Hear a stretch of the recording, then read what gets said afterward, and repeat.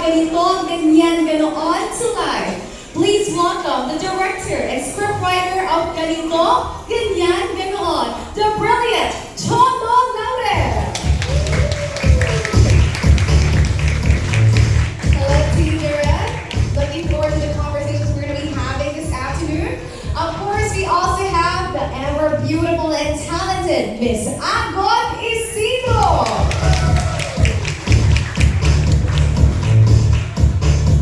Good afternoon, Miss Agot. And now, ladies and gentlemen, let's also welcome the beautiful, the talented star, Miss Jody Santa Maria. Good afternoon. Of course, let's give a warm round of applause to the cast of Ganito, Ganyan, Ganoon, together with the director, Sholo Laure. Good afternoon. You may now take your seats. Of course, we'd like to invite everybody to take their seats as well. Thank you so much for welcoming our cast this afternoon. Before we officially begin the interviews and the questions to everybody here, I'd like to ask our cast first and of course our director, would you guys like to say hello? Any welcoming remarks to everybody who have joined us here this afternoon? Miss Jody, ikaw na agad. Hello everybody, magandang hapon po sa inyong lahat. And sana na-enjoy niyo ang inyong lunch. Sana nabubusog kayo. Ngayon pa lang po, gusto ko kayong pasalamatan sa oras na ibinigay niyo sa amin ngayong hapon. Kahit na mabagyo, kahit na maulan, gaya ng ating pelikula, direct, mabagyo. Ayan. So again, thank you very much for your time and thank you so much for being here. Thank you as well for being here. We love you here, Miss Jody. Now let's, of course, ask Miss Ago what message would you like to send to everybody here? Good afternoon to everyone, and salamat at nakapunta kayo despite of the bad weather. And we're excited and a bit scared kasi hindi pa namin napapanood yung pelikula. So sabay-sabay natin na experience it tomorrow. And they'll have a short clip from the movie later. So excited ako na we'll all experience this together. So thank you very much for coming. Thanks, Miss Agot. We're as excited as you to watch the film also. Direct ko naman, what can you say to everybody? I know you're super excited for this. Yes. Thank you so much for being here. It means a lot to us. The project was a very personal one for all of us actually. It was very really experience. So parang habang pinapanganak namin ito ay inaasahan namin makakapag-usap sa inyo, may masasabi sa inyo ito. Thank you for being here, thank you for giving it a chance, and enjoy yourselves. Thank you for doing this film. We love the trailer. It was beautiful. Now, first of all, I'm sure everybody here can relate to the chaotic and often complicated family dynamics in a Filipino household. Sabi nga nila, hindi Pinoy ang pamilya kung walang drama. Lalo na kapag may kainan. So that's what we love to see and discuss here. And that is why we cannot wait for you to actually share some insights behind the scenes, behind the making of the film. So I have here some questions from our friends from the media. Now I'd like to ask you first, are you guys ready for this? Let's go. Are you ready for this? I think so. I'm gonna Bring it on. Bring it on. All right, let's begin. So we have here first, for Direct, dahil ikaw din naman talaga ang nagsulat nito. It's from your brilliant mind, it's your brilliant idea. I'd like to ask you this. What first drew you to this story? And why did you feel that it was important to tell this now? Well, okay, nag-iisa ako nung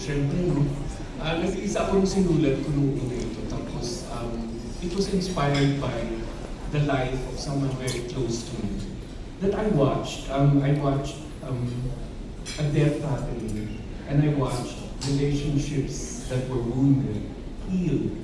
And I keenly observed all of that happened, and it was so inspiring, and it taught me so much about healing that it helped me as well. So I said, yung ganung klaseng healing hindi pwedeng itago. So kailangan sabihin nyo, yung masabi yun sa iba sa pamamagitan ng storya. So I started writing. It took about 2 years to write because I'm not a writer. I had to collaborate with other younger people to try to bring the freshness of the material. And that's it. I was inspired by someone's life, by people, by characters who dealt with the situation. I love that. I think everybody would agree as well when you said the thing about healing, and we can all agree that healing is not linear. And sometimes it can get messy for the Very family, messy. for the people that are involved. So gusto ko lang malaman, since you've mentioned that this is about healing, syempre may kasamang drama yan, may kasamang paglalakbay, the journey on itself. Now, I'd like to know as well, how did you embrace that humor? Kasi having watched the trailer, parang light yung feeling sa trailer eh. Pero may pinch of the heart siya, may pinch in the heart. So, paano mo dinil yung pag-embrace ng humor even while dealing with heavy family issues? What was your philosophy in making that, striking balance in the film? Well, for drama to be effective, it has to be humorous. It has to be funny.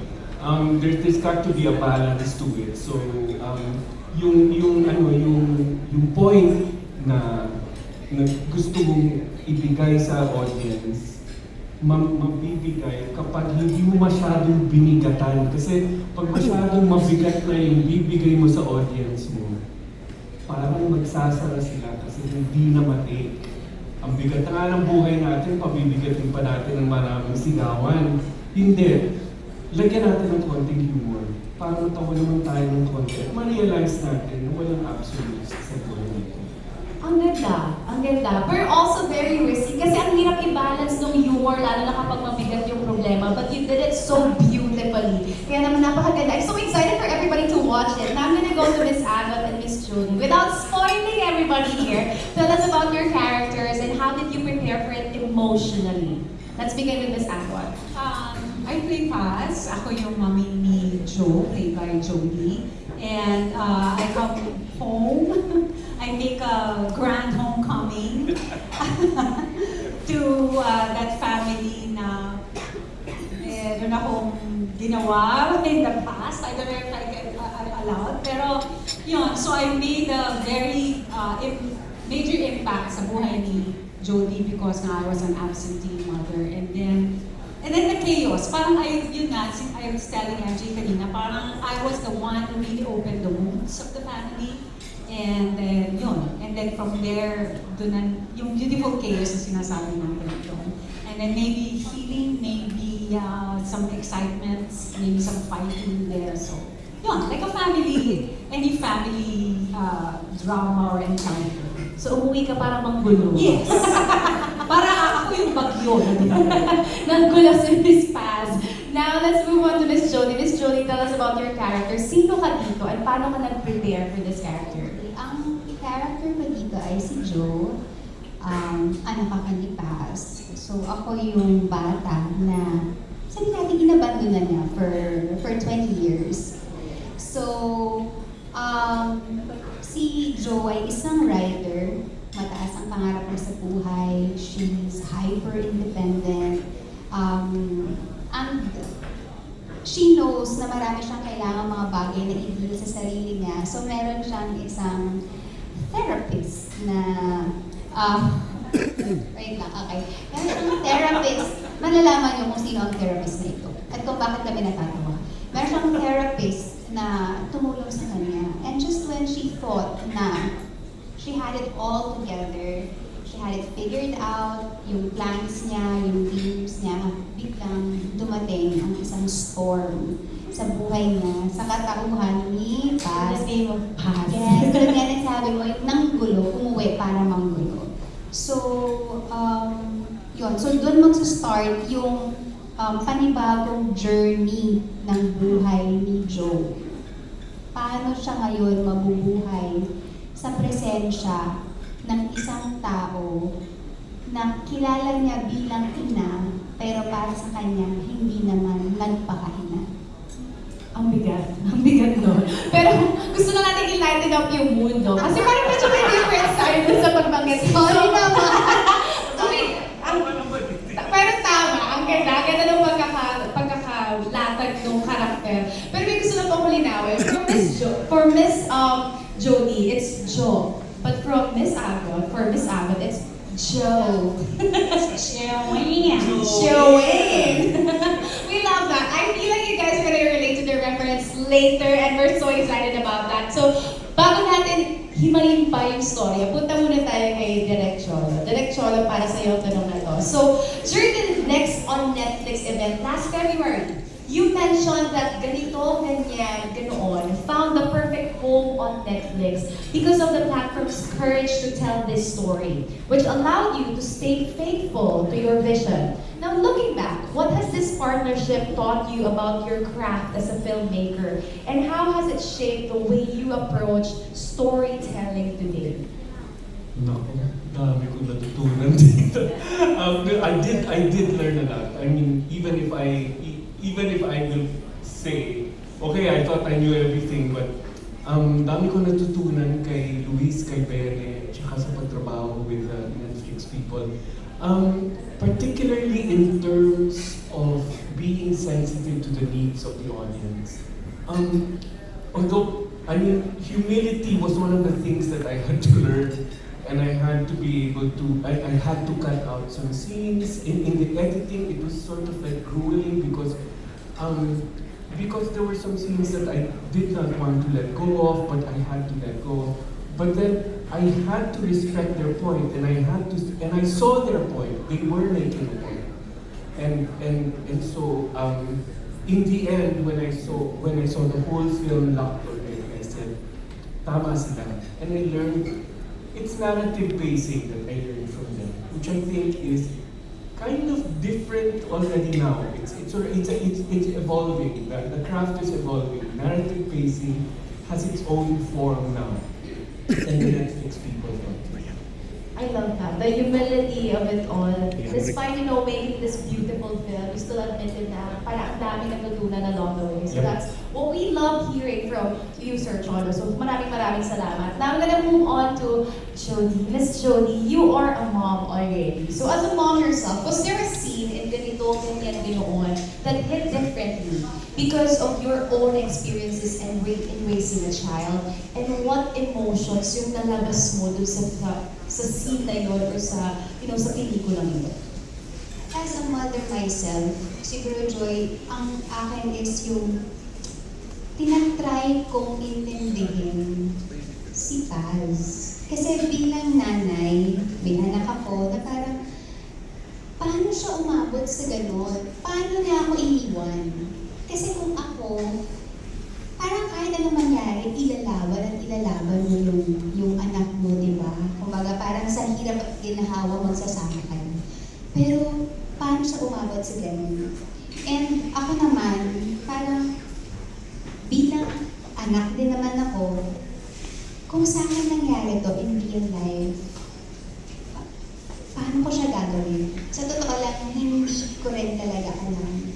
So I really had to talk to Direk. Parang, Direk, kailangan ipaintindi mo sa akin. May mga bagay na parang for me, may mga butas. So, kailangan lang natin pagtagpi-tagpiin because at the end of the day, parang hindi ko pwedeng i-judge yung character ko. Kasi if I begin to judge my character, then I won't be able to play her. I won't be able to be faithful to her. Hindi ko siya mabibigyan ng conviction. Hindi ko rin naman pwedeng i-judge yung character niya. So marami talagang discussion, parit-parito na usapin para lang din talaga mabuo si Joe. And yun, siguro... Para kami nagte-therapy. Happy secret therapy sessions na for everybody. Lagi yung okay, kasi ito, paano nangyari to? Tapos ito yung mga scenarios, bakit ito? Well, anyway, parang siya nagiging therapy session every time magde-discuss kami ng eksena. But it's helpful because habang ginagawa namin yung proseso ngayon, ang dami rin nabubuksan sa amin. And then sometimes, pag ginawa mo na yung eksena, sometimes you plan certain things sa isang scene. And then, masusurprise ka na lang na yung plinano mo, totally hindi ganun yung mangyayari. So, you just go with what's organic and with what's real. Feeling ko ako makakasagot niya ng iyong ina. Si Miss Paz. Dahil parang ang bigat talaga ng pinagdaanan ni Joe bilang anak. And even Miss Jody herself, parang tinatry niya intindihin kung bakit ganun din yung naging karakter mo. So ipaintindi mo sa amin, Ma'am Agon or Paz. Kasi napakarami na natin pelikula about forgiveness, no? Pero sa totoong buhay, hindi naman talaga lahat ng sugat kayang paghilumin, katulad ng sugat ni Joe na anak mo dito sa pelikula ito. So after doing this film, do you believe, having played Paz and playing this character, do you believe that closure always requires reconciliation? Or can someone find peace? Nakakahanap bang isang tao ng kapayapaan kahit hindi nila nakukuha yun from reconciliation? Alam mo, I just turned 60. So, ngayon, I think for everyone, ayaw na natin ng bagahe. So, yung forgiveness na ina-expect, sometimes we expect not the forgiveness, for the apology. Diba? For us to forgive that person needs to apologize to us. Pero habang tumatanda ka, ayaw mo na ng mga bagahe sa buhay. And may isip mo na, the healing and the forgiveness happens sa sarili. It's not from the other person. The person does not have to ask or does not have to apologize. It's really an inner work. So, siguro with what happened to the two, meron kasing may blame eh. May blame na nangyari sa kanya, may nag-blame na nangyari kay Paz. That eventually, parang nag-agree sila at some point na hindi kailangan pinag-uusapan. Diba? It was not talked about, but it was sort of inaccept na because we are family, we are mother-daughter. Hindi yung... And then nakita niya yung point ko, nakita ko din yung point niya. So in the end, and then of course there's this illness na looming over us. Diba? We know that there's a finality, diba, to the whole situation. So meron kaming ganon. It's an inner work for her, and inner work for me. So more than anything, it does not come from the other person, but it really comes from yourself. Grabe, no? From those two questions, nakita na natin yung emotions ng dalawang natin cast natin. So, ang sisihin po natin para sa question kay Miss Jody is si Miss Nish Josa. Siya po ang nagtanong nun. At yung question naman na nagpa-emotional kay Miss Agot ay galing po sa TV5. So, kasalanan niyo po bakit ngayon emotional po ang ating mga karakter dito sa Rama. But those were beautiful questions. Talaga na-bring out natin yung essence nung pelikula, yung essence ng story. So, babalik ako sa iyo, Cholo. Para naman makampose ni Miss Jody and Miss Agot yung sarili nila. Gusto ko lang malaman, dahil sobrang dami na din talagang movies about Filipino families. So, from Mega Asia, ang tanong na to, what do you think this film adds to the conversation? Mahirap din yung tanong ng Mega Asia. It prescribes that we have to resort to proper communication. Kasi kaya nga natin tinawag na ganito, ganyan, ganon. Napansin nyo kapag hindi na natin alam kung ano sasabihin natin, o kapag ayaw natin sabihin yung gusto natin talagang dapat sabihin, sinasabi natin, yung ganyan, ganito, ganon. Kasi hindi natin mailabas. It requires only that you talk, that you expose the wounds, that you yak them open and you expose them to the air so that you can start healing. And then another thing that makes it different is the film or the story does not prescribe anything except that. It will not prescribe you to forgive, it will not prescribe you that this is good, that is bad, go here, go there. No. It just tells you, this is the Filipino family, these are what relationships are like, you decide. Ang ganda nun. Kasi diba it's common to the Filipino families na kapag nagdi-describe tayo ng bagay lagi, yung ano, yung ganito, yung ganyan, ganoon. But somehow you arrive to a certain point of understanding. And I think that's the essence and the beauty of the film. So thank you. Ang ganda ng magkaka-point out nung ganito, ganyan, ganoon. Kasi I'm sure a lot of you here are wondering, bakit ganun yung title niya? And now it all makes sense. So thank you for that. Kaya babalik na ako sa emotional na character natin dito.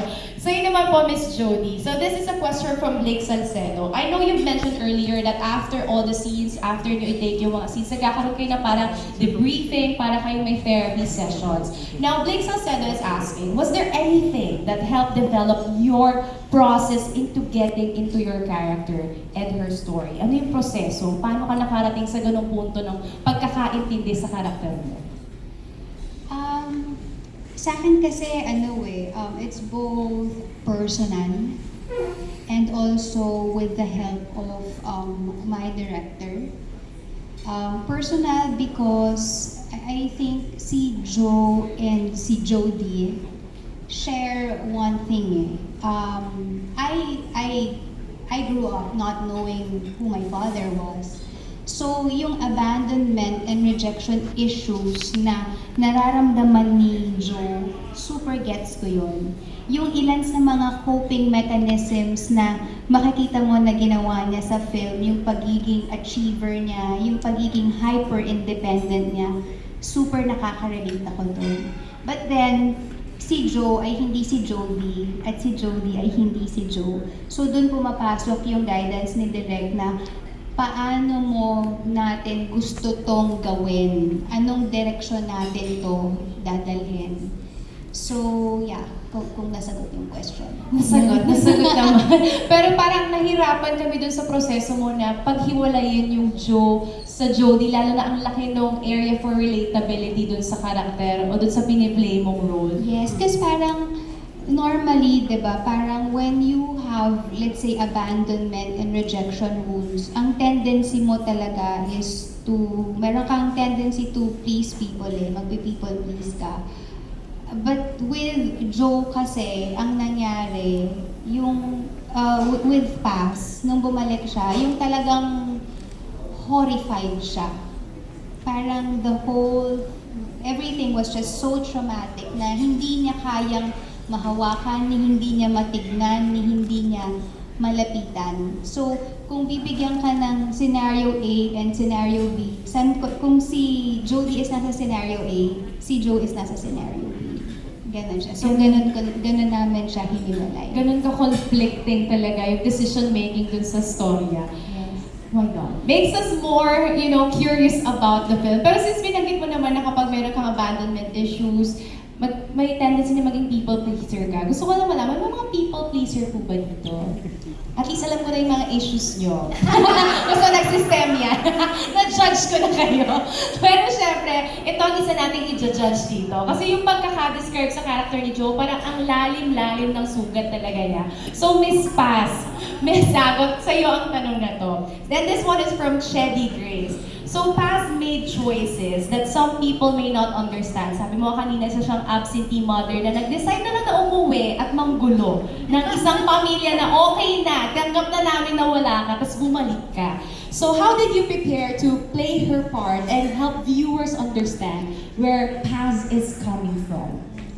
Alam mo, wala namang tao na simple or one-dimensional, di ba? It's always very complex. Lahat ng tao, I guess that's what makes them different. And then for Paz, it's what makes her difficult. Diba? Yung complexity niya. Maraming pinagdaanan si Paz na maybe hindi nyo makikita sa screen, no? But it helped me understand the character. Kung gano'n nasugatan si Joe, ganun din kasugat si Paz. So it's hurting people.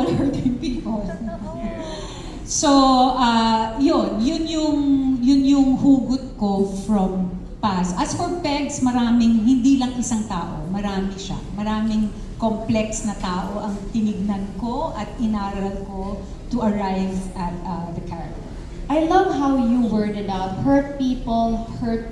Kasi totoo siya. Sometimes we project our issues to other people, lalo na yung mga issues na hindi natin kayang gamutin sa sarili natin or i-work or tanggapin sa sarili natin na meron tayo. So I feel like somehow you helped us understand, in hindsight, kung bakit nga ba ginawa yun ni Paz. Pero later on, you guys are gonna have a sneak peek anyways. Tingnan natin kung totoo ba ang sinasabi ni Paz. Mahirap din talaga mag-judge ng tao eh. Totoo. Kaya let's not be judges. Totoo, let's not be judgers. Pero ito, gusto ko malaman. Hindi tayo mga judgers. Ito, Sir Cholo, gusto ko naman itong marinig sa'yo. So it's been a decade, sobrang tagal na. Simula nung last na pelikula mo. So, CJ says, ask you this question. Palitan na natin ang pangalan niya. CJ asks na. Hindi na CJ says. So, CJ says, asks. Saan ba si CJ? Nandiyan si CJ. Yan. Pageant vlogger turned into a movie. Writer yan siya. CJ. I love CJ. So, ito ang kanyang tanong. What took you so long to do movies again? And what made you say yes to do a movie directorial comeback via Netflix? Overtake ang buhay. I continued on with my career as a commercials director. I had to make a living because I was raising a family. But ever since we premiered Nasaan Ka Man, I never really stopped pursuing film. I continued to be part of film groups. Like I founded Originate Media with Michiko Yamamoto and Moira Lang and the likes. We continued to produce films and distribute films. I continued on with my relationship with film, but I needed the ideal situation for me to be able to do a new film. It was in 2018 when actually I felt there was a chance I could jump into the arena again. The first chance was with Signal, and because streaming was starting to come into the picture. And then the second chance is this, and the most ideal was with Netflix, because they gave a proper budget, that they had a proper organization to try and get it done, and it was good. It was a good experience. So yun, hintay lang ng tamang opportunity kasi medyo may requirements ako para sa pelikula. Mataas ang standards ng isang Cholo Laurel. Pero narinig nyo naman ang keywords, proper budget from Netflix. I think we can all agree to that. Look at what you're eating, guys, now, di ba? Parang, and the venue, parang lahat naman talaga pinapahalagahan. The artists, of course, the visitors, everybody who's actually instrumental in making this film a success. They are being valued by Netflix. So, I love that about them. I love working with them. Kaya naman, gusto kong balikan yung sinabi mo kanina about this film. So, this is a Netflix film, guys. And gusto kong balikan yung sinabi mo kanina na itong pelikula na to, walang tama sa kanya. Hindi kayo tuturuan, wala siyang prescription. It's not about choosing A or choosing B. It's actually just about the story of healing. Now, gusto kong malaman, this is for everybody. And this is a question from Kuya Kimi. Sa family conflict kasi, bawat kamag-anak may sariling perspective sila kung bakit sila tama. Does the film ask us to choose whose truth is correct? Or tinutulungan ba tayo ng pelikula to understand why they remember the same wound differently? Sir Cholo. No, it does not prescribe anything. In fact, ang sinasabi niya, walang absolute. Walang absolute na tama, absolute na mali. Lahat ay may gray area dyan. So that's why makikita mo yung mga characters habang pinapakilala namin sila sa inyo at nag-evolve yung pelikula. Makikita niyo yung bawat side nila. Hindi namin ginawang caricature. Makikita niyo na there is good, there is bad, and there is gray. And then you piece together why is this all happening? Because nothing is absolute. Lahat tayo ay tao lamang. Tama yan. Pero I love how you actually worded that out na lahat tayo may pinanggagalingan. Lahat tayo, tingin natin tayo ay tama because we came from, of course, even if it's the same scenario, different wound pa rin kasi siya for each of us. Kaya feeling ko perfect din tong question to kay Miss Julie. Since you can relate to the character of Jo, but also not relate to her entirely. Ikaw naman, how would you make people understand why people have the tendency to have the same wound pero they remember it differently, lalo na sa isang family setting? Siguro depende kung ano yung interpretation mo doon sa mga events na nangyari sa life mo. It would depend on the kind of environment that you had growing up. Diba? Yung tinatawag natin na yung schema of things, it's your interpretation. Paano mo tinitignan? Ano yung understanding mo nung sitwasyon? Kasi pwedeng one given situation, pero tayong apat na nandito, iba-iba yung effect sa atin. Iba-iba yung interpretation natin depending on the experiences we had in the present moment and we had during the times na mas bata tayo or during our childhood, ganyan. So, to answer the question din, I feel like depende sa audience eh. Tama si Direk. Walang absolute. Hindi to magpe-prescribe ng anything. Pero ikaw, as a viewer, paano siya magsispeak sa'yo? Kumbaga, paano ka makaka-relate doon sa kay Joe, sa character ni Paz? Or ikaw ba si Tito Pipo, yung isang character? So, it's just a matter of kaninong storya ka mas sino mas naiintindihan mo kasi sino yung mas malapit sa storya mo or sa storya ng pamilya mo. So, tingnan natin kung kanino kayo mahahatak na story dito, kung kaninong persona kayo mas makaka-relate. Pero gusto ko naman marinig kay Miss Agot, dahil ikaw si Paz dito, and you mentioned that she is a very complex character, but that is actually what makes her human. Gusto ko rin namang marinig sa'yo, paano mo naman ipapaintindi sa mga tao that people heal differently, even if they have experienced the same pain? Iba-iba yung way natin of coping, healing, and of course, understanding of things. Like what Jody and Direk Cholo said, no? Parang we are all different human beings. Eh? We come from different backgrounds, our environment are different. So talagang iba yung experiences natin. And the way at looking things, maybe present tayo na ito yung sitwasyon. We all look at it differently. We all experience it differently. But that doesn't mean na mali yung ito, mali yung sa kanya, tama yung sa akin. Lahat yan valid because it comes from a place na yung experiential yan eh. Depende sa atin. It's a very personal experience. So, sa akin, hindi pwede yung tama yan o dito ko pupunta dahil tama yan kasi hindi eh. It's valid. All of those experiences are valid because it happened. And so, yun talaga. Yun sa akin parang makaka-relate kayo because I'm sure the characters here are also different.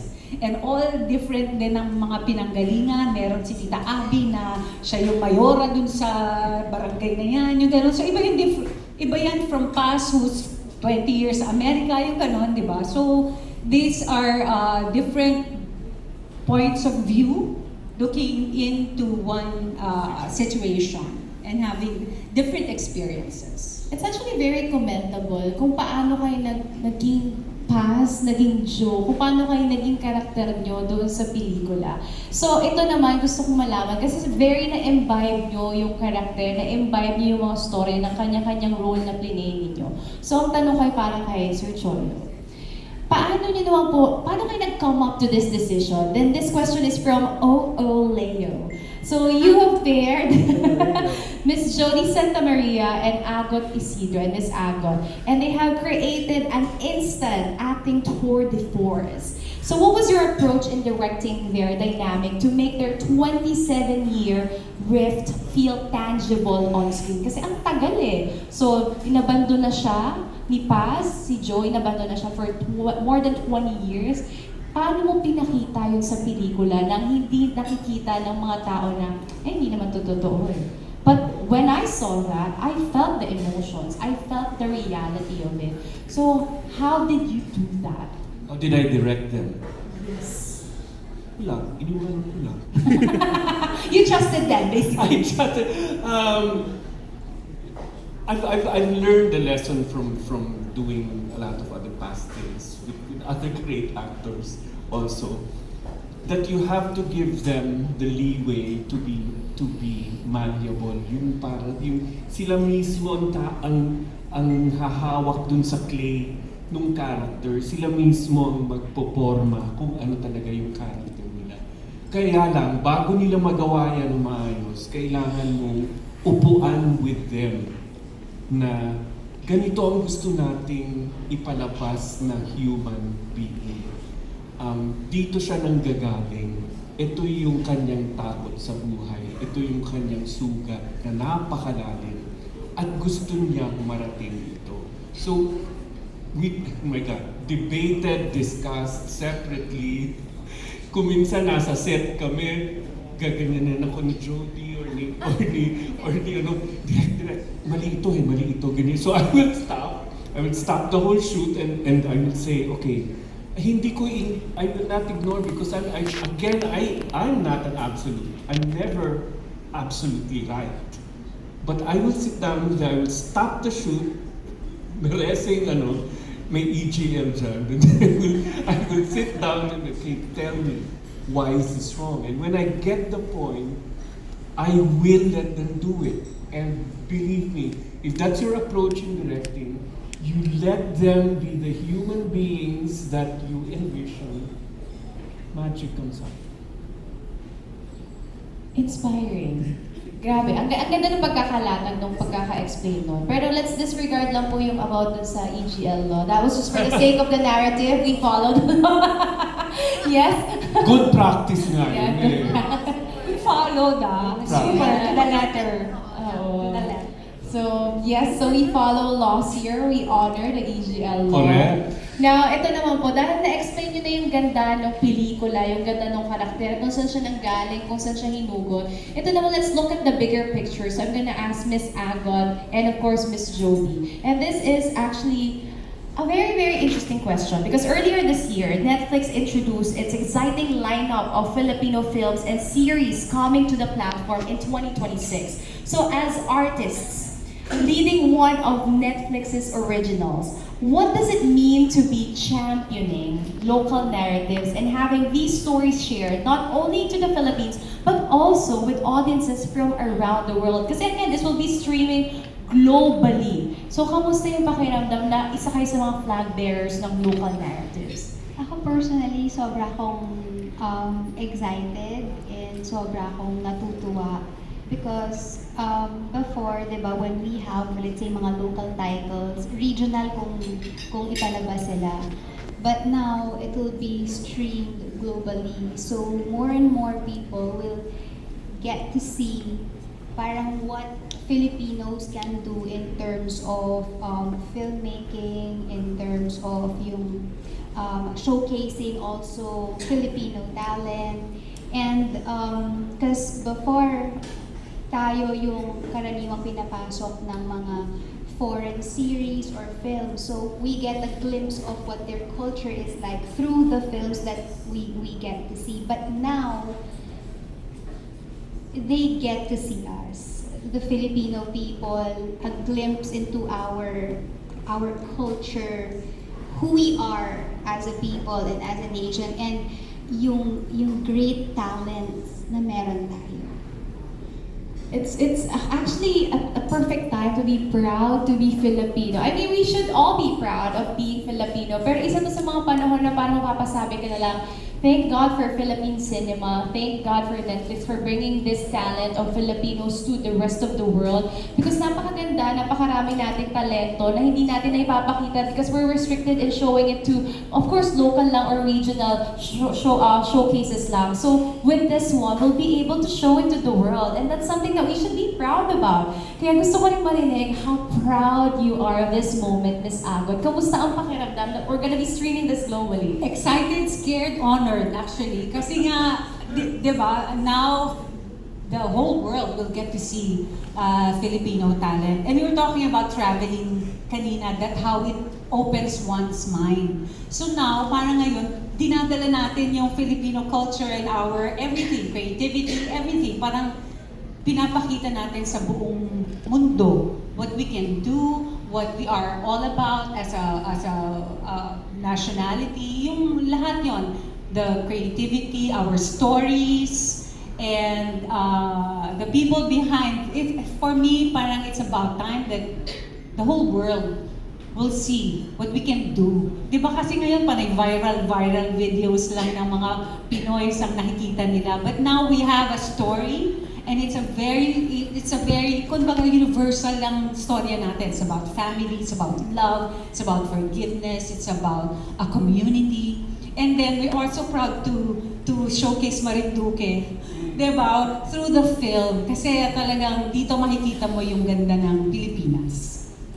Wow, what a time to be alive, everybody. And that is very beautiful, no? For so long, we've been looking at other people and, forcing ourselves to relate to stories that we can never relate to dahil hindi naman natin yung kultura. But now, the story is here. The Philippines can now be seen because of this film. And sabi nga ni Ms. Jody kanina, now they can see us. And that is actually a big success, a big achievement for ganito, ganyan, ganoon. So everybody, a round of applause for Cholo Laurel, Jody Santamaria, and Albert Isidro, and ganito, ganyan, ganoon. That was such a beautiful conversations we had.